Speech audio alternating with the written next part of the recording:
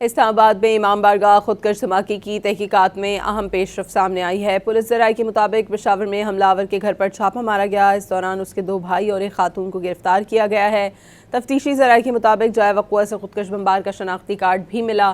شناختی کارڈ کی بنیاد پر حملہ آور کی شناخت یاسر کے نام سے ہوئی ہے۔ تفتیشی حکام نے بتایا ہے کہ خودکش حملہ آور 5 ماہ افغانستان میں مقیم رہا، جہاں اس نے اسلحہ چلانے اور خودکش حملے کی تربیت حاصل کی۔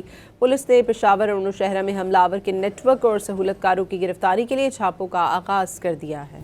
اسلام آباد میں امام بارگاہ خودکش دھماکے کی تحقیقات میں اہم پیش رفت سامنے آئی ہے۔ پولیس ذرائع کے مطابق پشاور میں حملہ آور کے گھر پر چھاپہ مارا گیا۔ اس دوران اس کے 2 بھائی اور ایک خاتون کو گرفتار کیا گیا ہے۔ تفتیشی ذرائع کے مطابق جائے وقوع سے خودکش بمبار کا شناختی کارڈ بھی ملا۔ شناختی کارڈ کی بنیاد پر حملہ آور کی شناخت یاسر کے نام سے ہوئی ہے۔ تفتیشی حکام نے بتایا ہے کہ خودکش حملہ آور 5 ماہ افغانستان میں مقیم رہا، جہاں اس نے اسلحہ چلانے اور خودکش حملے کی تربیت حاصل کی۔ پولیس نے پشاور اور نوشہرہ میں حملہ آور کے نیٹ ورک اور سہولت کاروں کی گرفتاری کے لیے چھاپوں کا آغاز کر دیا ہے۔